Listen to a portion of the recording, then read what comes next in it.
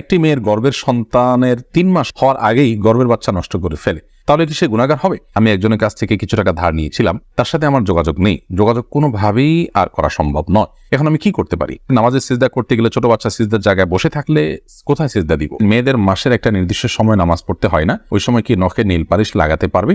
আমার ভাতিজা আমাকে ছোট আব্বু বলে ডাকে, এতে কোনো সমস্যা হবে কিনা? পরিবারের সদস্যদের সঙ্গে শান্তি বজায় রাখার জন্য ছোট ছোট মিথ্যা বলা যাবে কিনা? ফরজ নামাজ শেষে বৈঠকে দুরূদ শরীফ পড়া শেষ করার পূর্বেই ইমাম সালাম ফিরিয়ে ফেললেন, সেক্ষেত্রে আমার করণীয় কি? কেউ যদি ঢিলা কুলুপ না করে ওযু করে তাহলে কি তার ওযু হবে? প্রশ্ন উত্তর দেওয়ার আলোকিত ভবনে আমরা প্রবেশ করি। আরফাত ফারজান আপনি লিখেছেন, স্বামীর সামনে টিপ লাগালে গুনাহ হবে কি?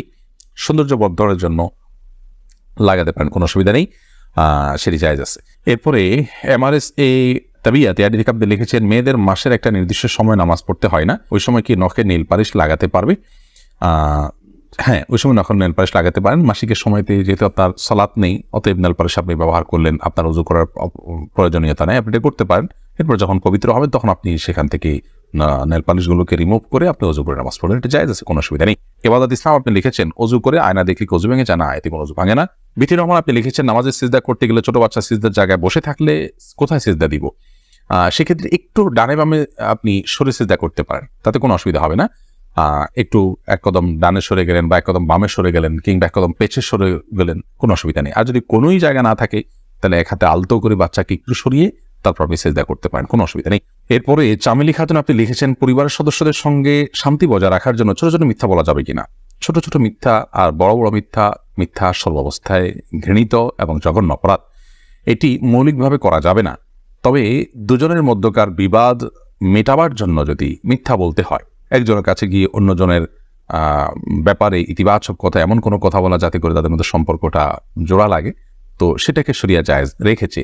পরিবারের সদস্যদের মধ্যে যদি এরকম কোনো পরিস্থিতি তৈরি হয় তাহলে সেক্ষেত্রে ওই ধরনের মিথ্যা কথা বলা জায়েজ আছে। এছাড়া আপনি খেয়াল খুশি মতো আপনি মিথ্যা বললেন পরিবারের সদস্যদের মধ্যে, তথাগত শান্তি বজায় রাখার জন্য এটি জায়েজ নয়, বরং সত্যবাদিতার অভ্যাস আমাদের মধ্যে গড়ে তুলতে হবে। মিথ্যা আজ আমাদের রন্ধ্রে রন্ধ্রে ঢুকে গেছে, যার কারণে আমরা আমাদের কেনাকাটা, আমাদের কাজকাম, আমাদের শিক্ষা জীবন, আমাদের শিক্ষকতার জীবন, আমাদের কর্মজীবন, আমাদের জীবনের প্রতিটা ক্ষেত্রে আজ মিথ্যার সয়লাভ হয়ে গেছে।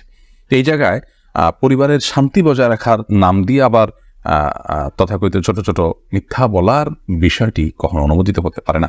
আব্দুল করিম পাটোয়ারি লিখেছেন, ফরজ নামাজ শেষে বৈঠকে দুরূদ শরীফ পড়া শেষ করার পূর্বেই ইমাম সালাম ফিরিয়ে ফেললেন, সেক্ষেত্রে আমার করণীয় কি? ফরজ নামাজের শেষ বৈঠকে ইমাম আপনার দুরূদ শেষ করার আগে যদি সালাম ফিরিয়ে ফেলেন তাহলে আপনি খুব দ্রুততার সাথে দুরূদ শেষ করবেন। আর যদি দুরূদ শেষ করতে অনেক দেরি হয় তাহলে সেক্ষেত্রে কোনো একটা স্টেশনে দাঁড়িয়ে সালাম ফিরিয়ে ফেলবেন, আপনার সালাত হয়ে যাবে ইনশাআল্লাহ। অর্থাৎ যে কোনো একটা জায়গায় অর্থবহ হয়, যেমন আল্লাহুম্মা সাল্লি আলা মুহাম্মাদ ওয়া আলা আলি মুহাম্মাদ শেষ করলেন, পরে আপনি সালাম ফিরিয়ে ফেললেন, কারণ এখানে একটা অর্থবহ বাক্য হয়ে গেল। আর যদি শেষের দিকে থাকেন তাহলে দ্রুততার সাথে শেষ করে তারপর আপনি সালাম ফিরিয়ে ফেলবেন। আফসানা শারমিন রোশনি আপনি লিখেছেন, আমার ছেলে 5 দিনের হায়াত নিয়ে দুনিয়াতে এসেছিল, আমার সন্তানকে আমার জন্য সুপারিশ করবে আল্লাহর কাছে? বল, আপনার সন্তান আল্লাহর কাছে ইনশাআল্লাহ বিদিন আপনার জান্নাতের পথকে সুগম করবে কিয়ামতের ময়দানে, এবং এ ধরনের সন্তান বাবা মার জন্য জান্নাতে অপেক্ষা করবে, এরকম বিভিন্ন বর্ণনা পাওয়া যায়। যদি আপনি সবর করতে পারেন, আল্লাহ তাআলা আপনাকে সবর করার তৌফিক দান করুন এবং উত্তম বিনিময় দান করুন। মোহাম্মদ মুনতাসির মাহমুদ আপনি লিখেছেন, নামাজে যদি নিজের অনিচ্ছা সত্ত্বেও কোনো দুশ্চিন্তা চলে আসে তাহলে কি নামাজের কোনো ক্ষতি হবে? নামাজের মধ্যে নিজের অনিচ্ছা সত্ত্বেও যদি দুশ্চিন্তা আসে তাহলে সেক্ষেত্রে এই দুশ্চিন্তা ফলশ্রুতিতে একজন মানুষ গুনাহগার হবেন না, বিশেষ করে যদি একান্তই অনিচ্ছায় আসে। কিন্তু সেটাকে যদি কন্টিনিউ করতে থাকেন তিনি, অর্থাৎ ভাবতেই থাকেন, ধরুন দুনিয়ার কোনো বিষয় মনে পড়লো আপনার জন্য যেটা দুশ্চিন্তার, এরপর ওইটা নিয়ে আপনি নামাজের মধ্যে ভাবতেই থাকলেন, তাহলে সেটা অবশ্যই আপনার জন্য গুনাহের বিষয় হবে এবং নামাজের আপনার যে প্রাণ সেটাকে নষ্ট করবে। হঠাৎ কোনো দুশ্চিন্তা হলো এবং মুহূর্তের মধ্যে সেটাকে আপনি ভুলে গিয়ে সালাতে মনোযোগী হয়ে গেলেন, তাতে কোনো অসুবিধা নেই, এটা ইচ্ছার বাইরে হয়েছে। আর আখিরাত নিয়ে, আল্লাহর ভয়, কবরের আযাব, এই জাতীয় বিষয় নিয়ে যদি আপনার দুশ্চিন্তা হয় সেটা তো খুব প্রশংসনীয় বিষয়, কারণ সেটা আপনার সালাতকে আরো বেশি আপনার আল্লাহর কাছে গ্রহণযোগ্য করবে ইনশাআল্লাহ। জোস মাসুম মামুন এআইডি থেকে আপনি লিখেছেন, আমার ভাতিজা আমাকে ছোট আব্বু বলে ডাকে, এতে কোনো সমস্যা হবে কিনা? দেখুন, আপনার ভাতিজা যদি আপনাকে ছোট আব্বু বলে ডাকে তাহলে সেক্ষেত্রে মৌলিকভাবে কোনো অসুবিধা নেই, কারণ আমাদের দেশে অনেক এলাকাতে চাচাকে ছোট বাবা বলা হয়। ছোট বাবা বলা হয় এটা রূপক অর্থে, তাকে সত্যিকারের পিতা মনে করে বাবা বলা হয় না। মানে আম্মুর রাজুল ইসম ওয়াবি, একজন কারোর চাচা তার বাবার মতোই অনেকটা শ্রদ্ধার জায়গা থেকে এবং অন্য অনেক দিক থেকে, সেই জায়গা থেকে তাকে ছোট আব্বু বলার যে প্রচলন আছে, এই প্রচলনটা আপনার রূপক অর্থে বলা হয় সেই অর্থেই প্রচলনটা আছে, যার কারণে এটাতে আপনার বাপ নয় তাকে বাপ ডাকার যে অপরাধ, সে অপরাধ বা সে গুনাহ এখানে হবে না, কারণ ওই উদ্দেশ্যে কেউ বলেও না এবং বাবা হিসেবে গণ্য করে না।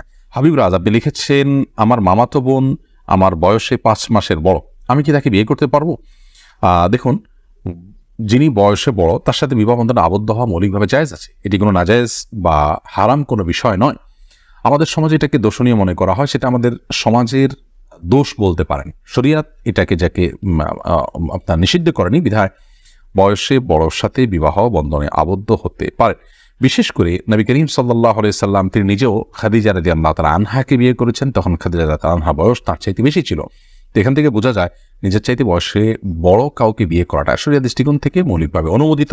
এটাকে দোষণীয় মনে করাটা বরং দোষের বিষয়। আমাদের শরিয়াতে এত ফ্লেক্সিবল রেখেছে বিষয়গুলোতেই, অথচ আমরা সেগুলোকে অনেক বেশি আপনার সংকুচিত করে ফেলছি, এবং যার ফলশ্রুতিতে নানা রকমের অপরাধ প্রবণতা কিন্তু আমাদের সমাজে বেড়ে চলেছে। শারমিন আক্তার আপনি লিখেছেন, আমি একজনের কাছ থেকে কিছু টাকা ধার নিয়েছিলাম, তার সাথে আমার যোগাযোগ নেই, যোগাযোগ কোনোভাবেই আর করা সম্ভব নয়, এখন আমি কি করতে পারি?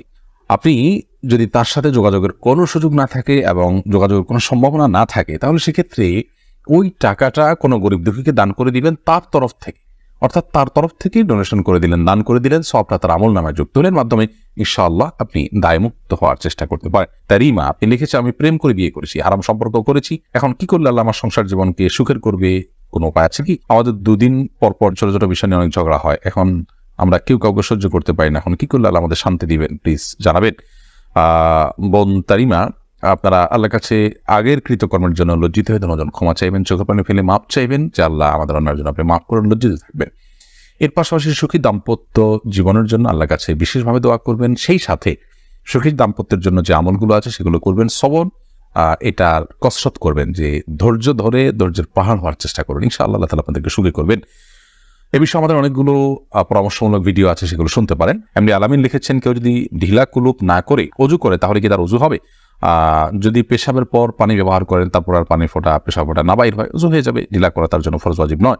আর যদি আশঙ্কা থাকে তাহলে সেক্ষেত্রে আশঙ্কা দূর করা পর্যন্ত তিনি অপেক্ষা করা বা যেভাবে হোক এটা করা উচিত। তবে ঢিলা কুলুপ না করে পানি ব্যবহার করলেও পবিত্র হয়ে যাবে, অজু করলে নামাজ হয়ে যাবে। আরফাত ফারজান আপনি লিখেছেন, আমি নামাজ পড়ার সময় আমার ছোট বাচ্চা নামাজের সামনে হাঁটাহাঁটি করে, এদিকে ওর বা আমার কোনো গুনাহ হবে না, এতে গুনাহ হবে না। মাইদুল ইসলাম সুবর্ণ আপনি লিখেছেন, একটি মেয়ের গর্ভের সন্তানের 3 মাস হওয়ার আগেই গর্ভের বাচ্চা নষ্ট করে ফেলে, তাহলে কি সে গুনাহগার হবে? গর্ভের বাচ্চা নষ্ট করা সর্বাবস্থায় অপরাধের কথা, কিন্তু যদি সন্তানের মধ্যে হার্টবিট বা প্রাণ সঞ্চারিত হওয়ার আগেই আপনার কোনো এমন ওজরের ভিত্তিতে সেটি নষ্ট করা হয় যে ওজরটি শরিয়া গ্রাহ্য, যেমন তার ফলশ্রুতিতে মার শরীর বা জীবনের মধ্যে হুমকি আছে, বা বড় কোনো বিপদ হতে পারে, বা বড় কোনো সমস্যা আছে, এরকম কোনো ওজরের ভিত্তিতে যদি এটা করে, তাহলে সেটা ক্ষেত্র বিশেষে ওজরের উপর নির্ভর করে সেটা জায়েজ হতে পারে। আর এমনি